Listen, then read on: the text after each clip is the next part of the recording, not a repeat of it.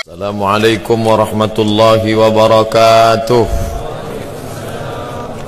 Alhamdulillah wassalatu wassalamu ala Rasulillah wa ala alihi wa ashabihi wa man tabi'ahu wa mawalah.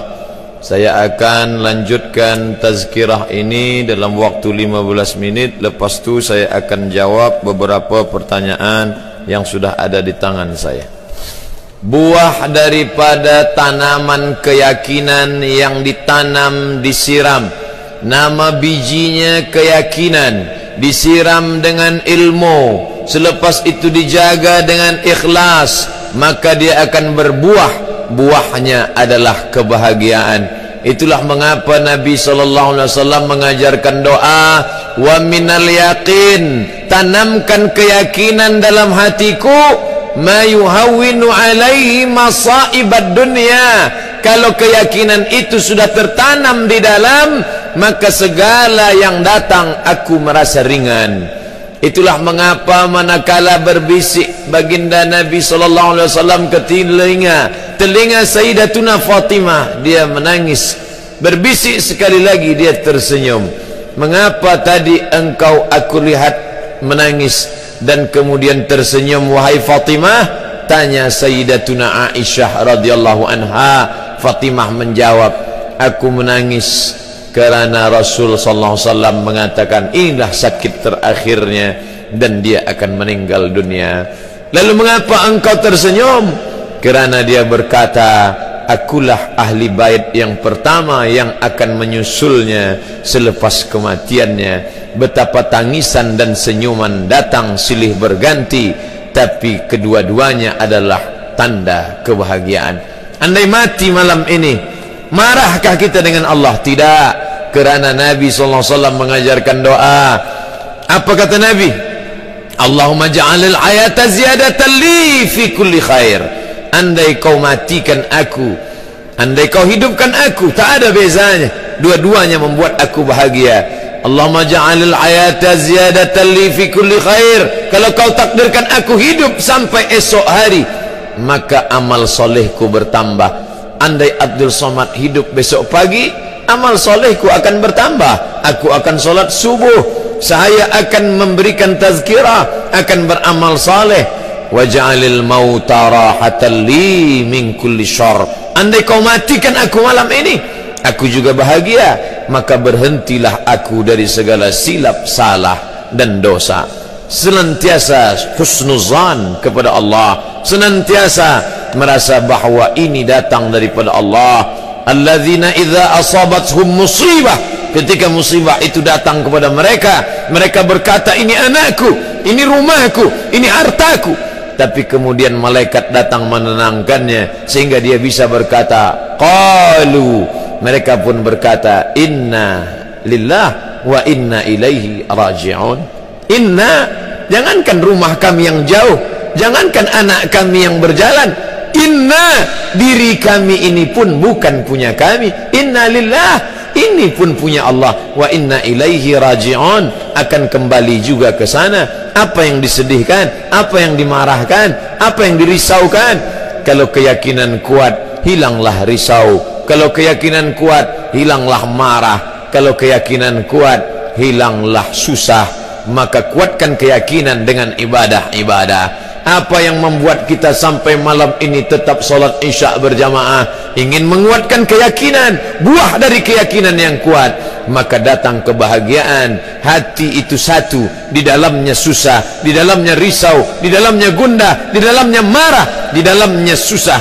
Maka ketika iman keyakinan datang, maka hilanglah dia. Maka sentiasa setan tak dapat masuk ke dalam hati yang diterangi cahaya Allah. Ittaqu firasatal mu'min, takutlah kamu firasat hati orang beriman. Innahu yanzuru binurillah, dia memandang dengan pandangan Allah subhanahu wa ta'ala.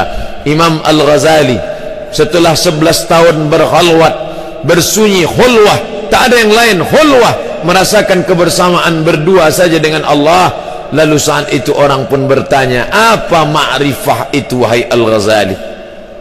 Apa ma'rifah itu? Apakah ma'rifah itu bisa berjalan di atas air? Apakah ma'rifah itu boleh terbang di atas awan? Apakah makrifah itu menunjuk batang pisang menjadi emas? Apa kata Al-Ghazali? Nurun, cahaya, yaqzifullahu fi qalbi 'abdi, yang ditembakkan, yang dipancarkan ke dalam hati seorang hamba.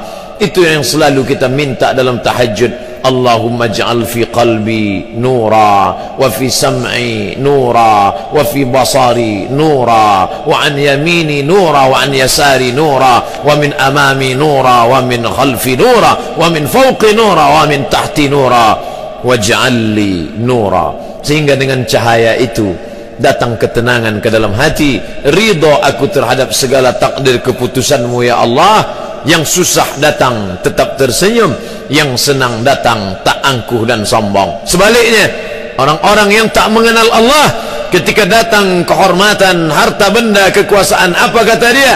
Ana rabbukumul a'la, aku Tuhan kamu yang maha tinggi. Itu ucapan Firaun. Apa kata Qarun? Innama utituhu ala ilmin indi, harta yang kalian lihat, istana yang aku punya, ala ilmin indi, karena ilmu yang ada pada diriku. Kesombongan akan datang.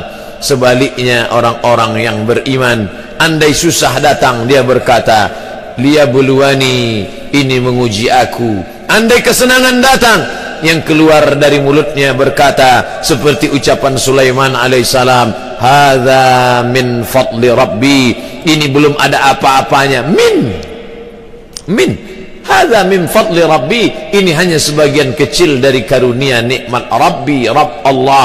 Liyabluwani, untuk menguji aku. Ashkur, apakah aku bersyukur? Am akfur, apakah aku menjadi kufur? Maka sentiasa bersama dengan Allah dalam zikir-zikir kita.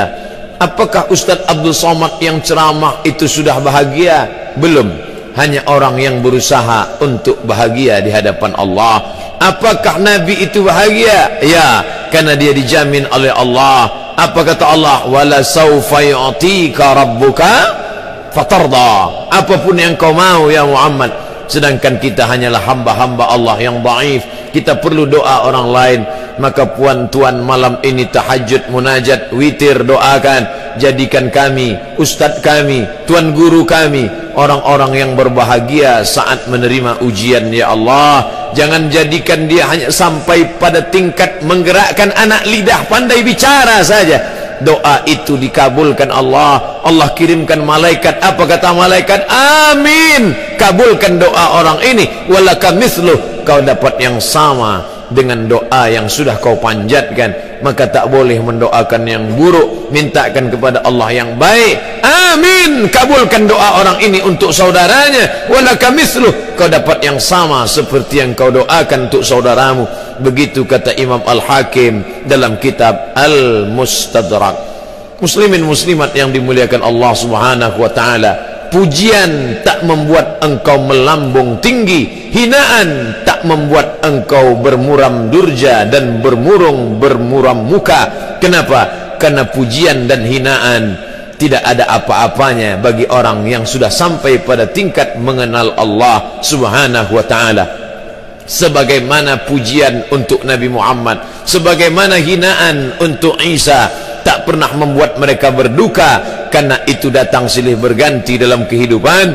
Apapun namanya, siapapun orangnya, dimanapun dia tinggal, negara apa yang dia huni, maka susah senang silih berganti. Pasangan bahagia adalah kesusahan, pasangan kelapangan adalah kesempitan, pasangan kebahagiaan adalah penderitaan. Menderitakah Muhammad sallallahu alaihi wasallam saat giginya patah, pelipisnya berdarah, kakinya pecah?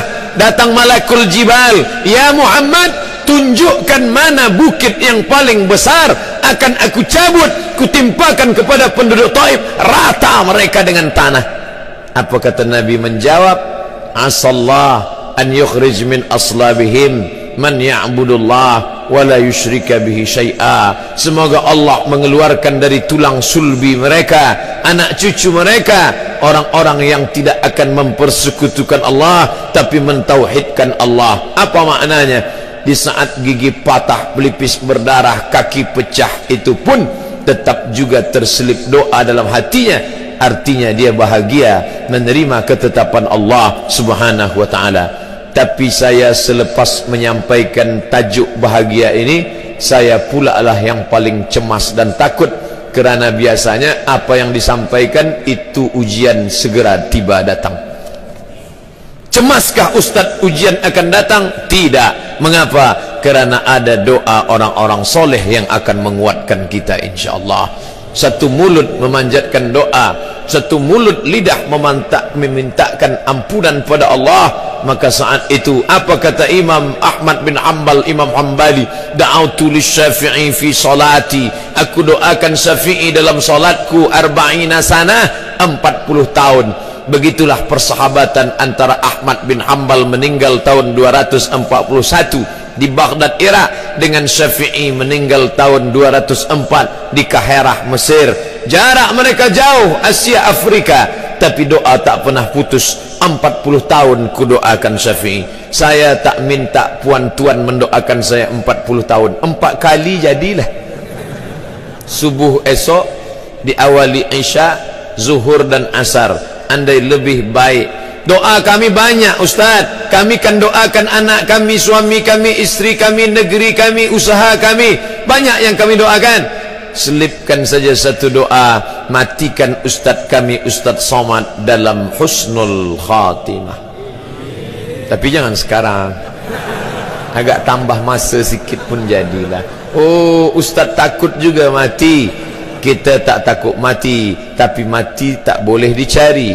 Andai dia datang, kita siap bila-bila masa sahaja. Kenapa? Karena orang beriman siap. Wala tamutunna, jangan kau mati illa wa antum muslimun, melainkan dalam keadaan muslim. Satu hari berapa kali kita akui wa ana muslimin, wa ana minal muslimin, hanifan, condong kepada kebenaran, musliman, aku muslim, wa ma ana minal musyrikin, aku tak termasuk orang yang mempersekutukan engkau ya Allah. Puncak daripada tauhid adalah la mahbuba bihaqqin illallah, tidak ada yang benar-benar sebenar dicinta melainkan Allah Subhanahu wa taala. Kalau merasa bahagia kerana harta, lama-lama harta binasa, bahagia pun hilang. Kalau bahagia kerana anak, anak meninggal dunia, anak berubah menjadi penderhaka, kita tak lagi bahagia. Saya bahagia kerana istri, istri meninggal dunia, kita dalam sengsara. Berbahagialah kerana Allah. Apapun yang datang kita tetap bahagia. Datang senang kita bahagia, datang susah kita bersabar. Yang senang dapat pahala. La in syakartum, kalau kau syukuri yang senang itu, la azidannakum, ku tambah berlipat ganda. Bagaimana kalau yang datang itu tak menyenangkan hati, kau sabar dengan itu, balasannya lebih hebat lagi. Innama yuwaffas sabirun, Allah berikan balasan orang yang sabar bighairi hisab, tak dapat dihitung, tak dapat dihisab. Tiada seorang pun mampu menghitungnya, kerana Allah berikan dia surprise, kejutan. A'datul ibadiyas salihin, aku siapkan untuk hambaku yang saleh. Apa saja? Mala a'yunun ra'at, tak pernah dipandang mata. Wala udhunun sami'at, tak pernah didengar telinga. Wala khatara ala qalbi bashar, tak pernah terlintas di hati manusia. Tajuk malam ini, siapakah orang yang paling bahagia? Orang paling bahagia adalah orang yang sentiasa bersama dengan Allah Subhanahu wa ta'ala. Syaratnya 3. Yang pertama, kenali Allah dengan baik. Yang kedua, yakinkan dalam hati, pupuk keyakinan dengan memperbanyak ibadah. Yang ketiga, saling mendoakan sesama saudara. Maka saat itulah ketenangan itu akan datang, turun ke dalam hati manusia. Itu hanya bisa dirasakan saat ujian datang. Bila dia datang nanti, rasakan dengan baik. Ketika datang ketenangan, maka sesungguhnya kaji kita malam ini sudah berbuah. Andai belum, tetap disiram, tetap dipupuk sampai dia berbuah. Matilah hendaknya kita dalam keadaan berserah diri kepada Allah Subhanahu wa ta'ala. Amin ya rabbal alamin.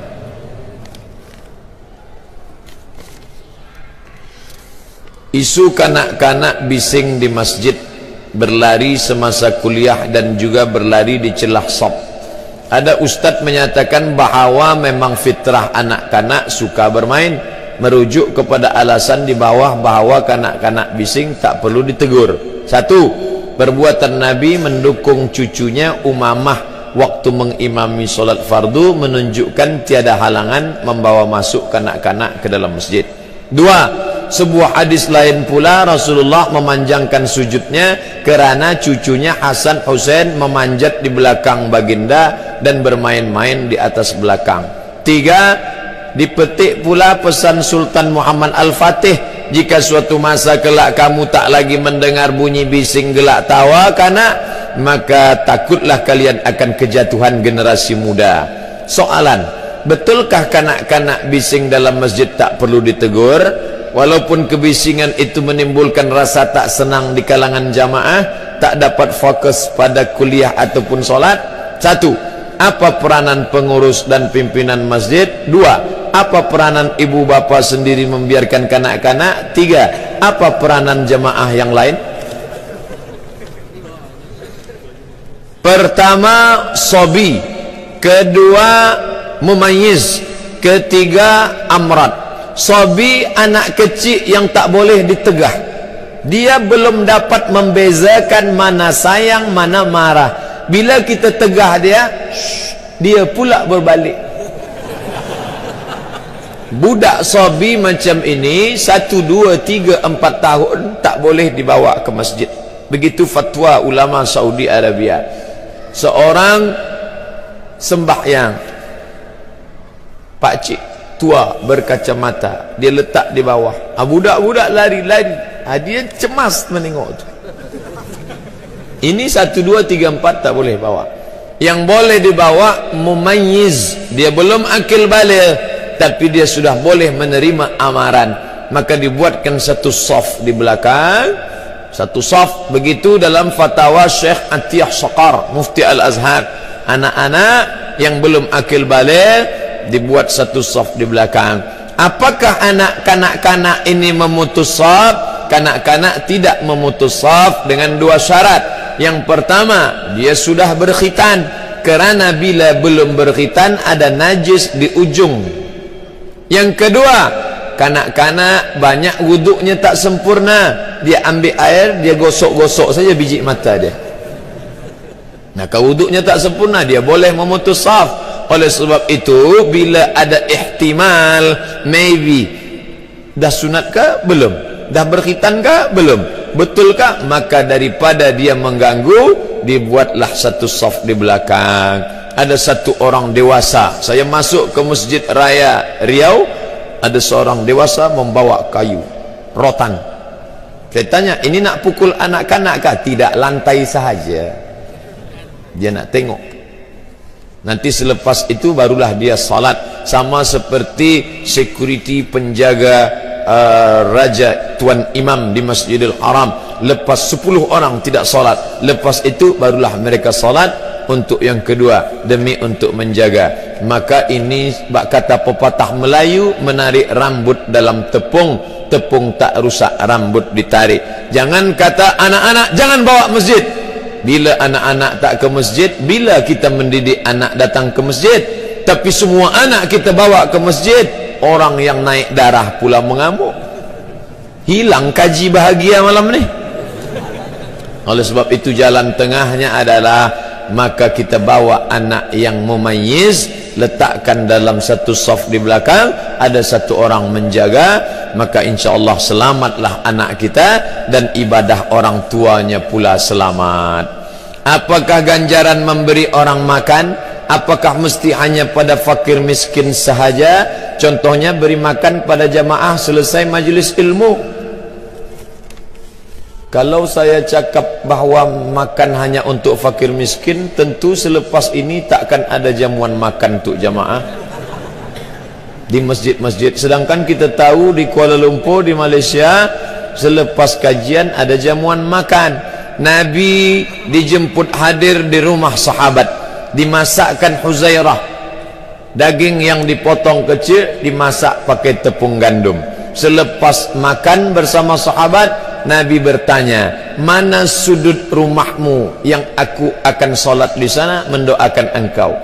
Bekas tempat sujud Nabi di dalam rumah itu dijadikan musalla al-bait dalam rumah untuk solat tahajud malam, mengambil barakah tempat sujud Nabi.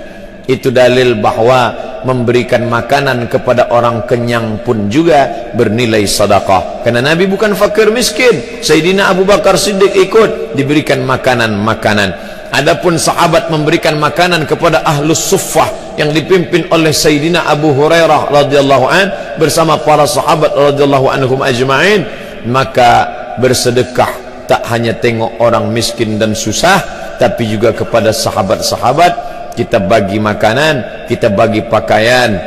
At'imut ta'am, bagi makanan. Afshus salam, tebarkan salam.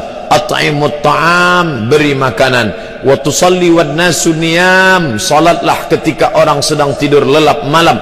Tadkhulul jannata bisalam, maka kau akan masuk surga dalam keadaan selamat, senang, sentosa. Mana yang lebih utama?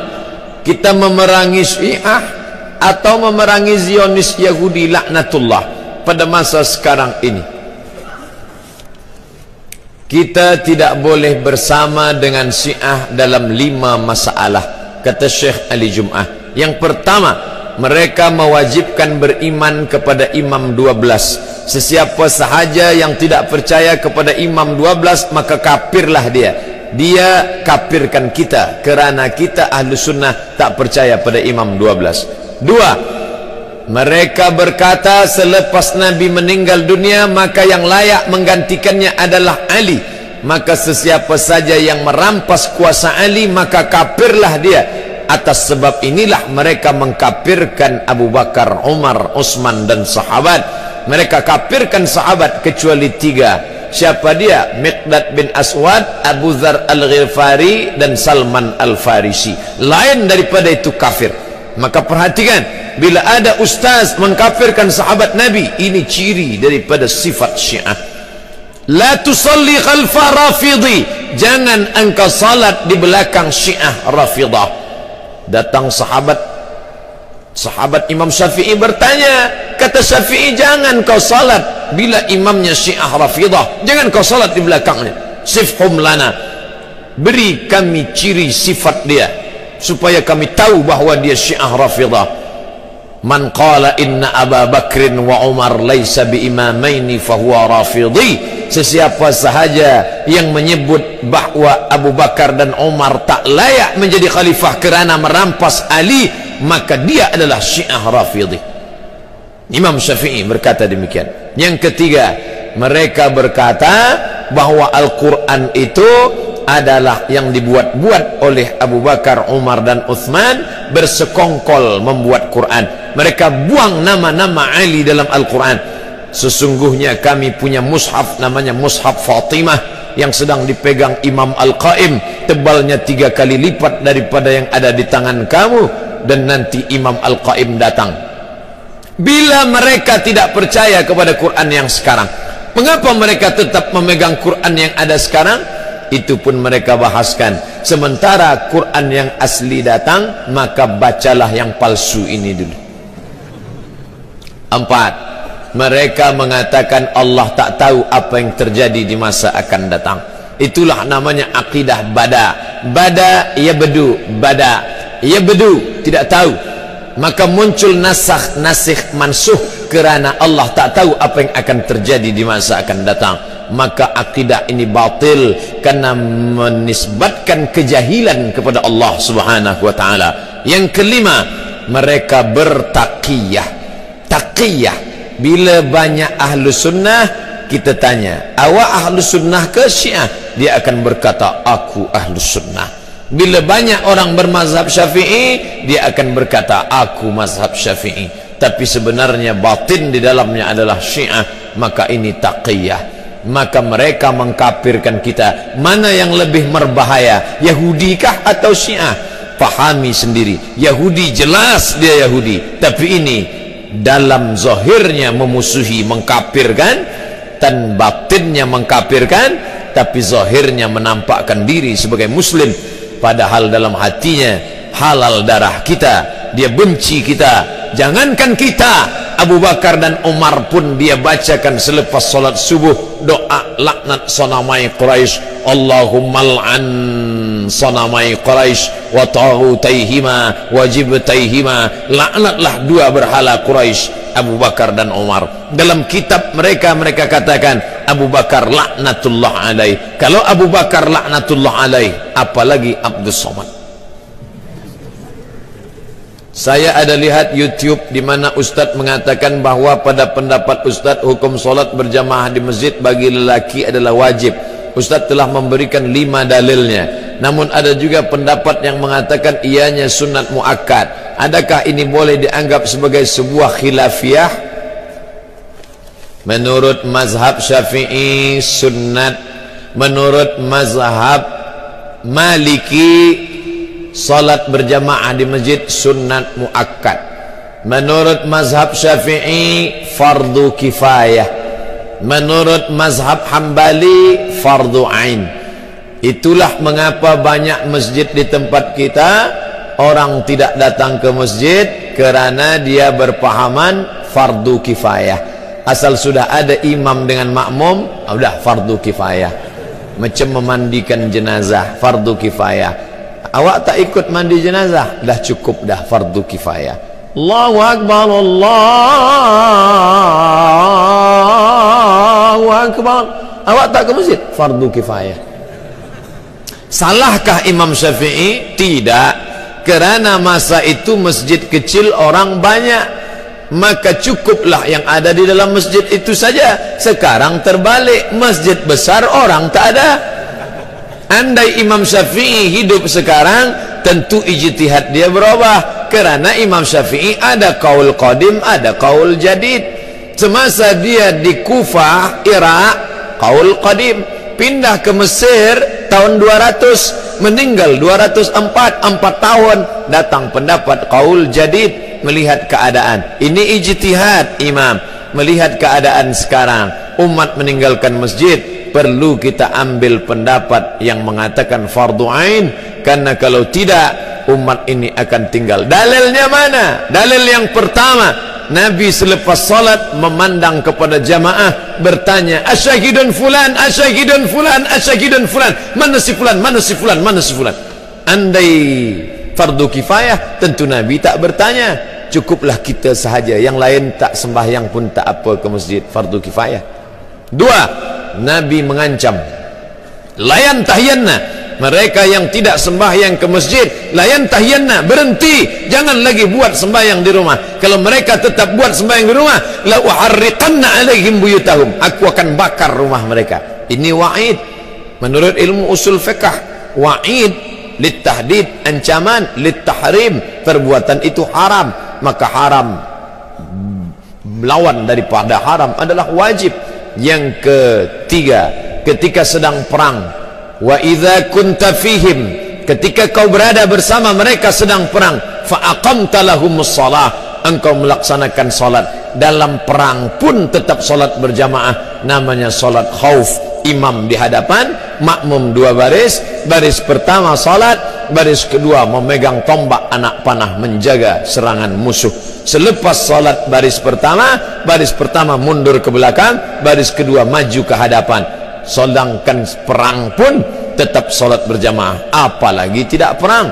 Dalil yang keempat, Nabi SAW didatangi oleh Abdullah bin Ummi Maktum. Ya Rasulullah, izinkan aku salat di rumah kerana ana dharir, buta, laisa li qaidun yaquduni, tak ada orang yang dapat membimbing membawa aku ke masjid. Nabi bertanya, atasma'un nida, apakah telingamu mendengar suara azan? Itu menunjukkan orang yang buta tak dapat melihat jalan. Bila dia mendengar, dia tahu di mana letak masjid kerana telinganya tajam. Oh, di sana letak masjid. Apakah kau dengar suara azan? Ya, datanglah ke tempat itu kalau kau mampu. Maka kalau orang buta saja, Abdullah bin Ummi Maktum tua, buta, tak ada yang membimbing, tetap disuruh Nabi. Apalagi yang sehat wal afiat. Cukup satu dalil bagi orang yang mau menerima kebenaran. tapi 1001 hujah untuk menolak bagi yang bukan mencari kebenaran, tapi hidupnya mencari pembenaran. Jika Allah mengizinkan, mana yang lebih utama, berjihad di Burma atau di Suriah atau di Palestina? Mana yang lebih dekat dahulu dan sesuai dengan kemampuan kita? Yang paling dekat adalah pergi ke Bangladesh, dari Bangladesh masuk ke Arakan untuk menyelamatkan Rohingya. Kalau lebih daripada itu, maka pergilah berjuang ke Suriah. Kalau lebih daripada itu, maka datanglah ke Palestina. Kalau kedatangan kita membantu umat Islam, saya tak ingin membaca newspaper, website internet, 3 orang Kuala Lumpur terbengkalai di Palestina kerana belum dapat nasi. Apakah kedatangan kita itu meringankan mereka atau memberatkan mereka? Bila kita tak mampu, kita tak perlu datang, kita kirimkan saja wang kita untuk belikan selimut mereka, untuk bantu perjuangan mereka. Man jahaza ghazian faqad ghaza. Siapa yang mempersiapkan alat perang, membelikan biaya perang, faqad ghaza, maka dia sama seperti orang yang sudah berjihad fi sabilillah. Saya adalah ketua sebuah organisasi yang di dalamnya ada keberagaman agama. Ada non-muslim, ada Kristian, ada Hindu, ada Buddha. Apakah assalamualaikum dilanjutkan dengan salam sejahtera? La tabda'ul yahuda wan nasara bis salam. Jangan kamu ucapkan salam kepada Yahudi dan Nasrani. Maka kita ucapkan untuk yang Islam, assalamualaikum warahmatullahi wabarakatuh, selamat pagi. Kalau pagi, maknanya untuk kamu-kamu yang penghuni surga, assalamualaikum. Untuk kamu yang di dunia bahagia, di akhirat masuk neraka, selamat pagi. Pagi ini saja selamat. Mana boleh macam itu? Assalamualaikum, selamat kamu di dunia. Assalamualaikum, selamat kamu di akhirat. Assalamualaikum, selamat kamu dari neraka. Itu makna assalamualaikum. Kenapa mereka tak selamat? Mereka ingin selamat. Cukup katakan asyhadu an la ilaha illallah wa asyhadu anna muhammadan rasulullah. Khitan menyusul belakangan. Kadang-kadang kita menghadiri majlis ilmu kuliah, ianya tidak begitu menarik. Salahkah jika saya membaca Quran ketika tuan guru berceramah? Saya berceramah, dia baca Quran di hadapan saya. Saya suruh pergi balik. Sebab menengok dia, saya tak bahagia. Dia menyepelekan saya. Dia anggap saya TV rusak. Kita ni ada adab. Kita ni ada adab. Ulama dulu melihat saya termasuk ustaz yang tidak keras dalam masalah adab menuntut ilmu. Bila ada pelajar menoleh ke belakang, saya maafkan. Tapi jangan cuba pada Ustaz Nuruddin Marbu Al-Makki Al-Banjari. Dia ketat dalam masalah ini. Kerana dia dulu belajar kepada Syekh Muhammad Yasin Al-Fadani juga begitu, kepada tuan-tuan gurunya. Sekarang ada orang, dia anggap ini, dia duduk semau. Tapi hari ini orang sudah mau ke masjid, sudah alhamdulillah. Daripada tidak. Kalau hukumnya daripada tidak. Saya ni termasuk ustaz yang ustaz daripada tidak sama sekali. Tapi ada ustaz yang serius, memakai sorban, memakai jubah, maka dia harus juga iltizam dengan waktu, dengan adab-adab menuntut ilmu. Oleh sebab itu, kalau nak baca Quran, pergi baca Quran. Kalau nak mengaji. Terakhir, Palestin dengan kerjasama Masjid Simposium Al-Aqsa. Oh, ini tidak.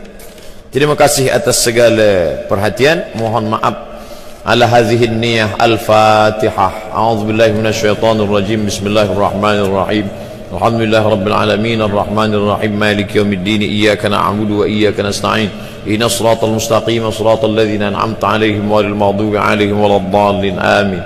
Ya muqallibal qulub, wahai engkau yang membolak-balikkan hati, sabbit qulubana, kokohkan hati kami ala dinik, dalam agamamu, ala ta'atik, dalam ketaatan kepadamu.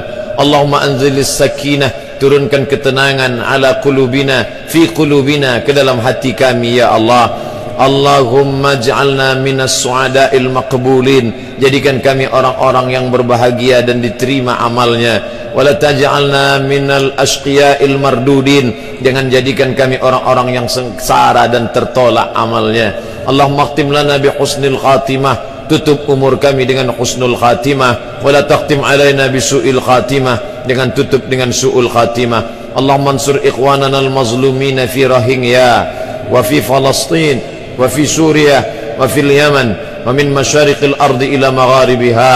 Allahumma dammir a'da'aka a'da'ad-din, hancurkan musuhmu, musuh kami, musuh agamamu ya Allah. Allahumma ja'al akhir kalamina inda intihai ajalina, jadikan akhir kalam kami ketika ajal kami tiba, yang keluar dari mulut kami nanti adalah la ilaha illallah. Rabbana atina fid dunya hasanah wa fil akhirati hasanah wa qina adzaban nar. Wa sallallahu ala sayyidina wa maulana Muhammad wa ala alihi wa sahbihi wasallam. Walhamdulillahi rabbil alamin. Taqabbalallahu minkum minna wa minkum, taqabbal ya karim.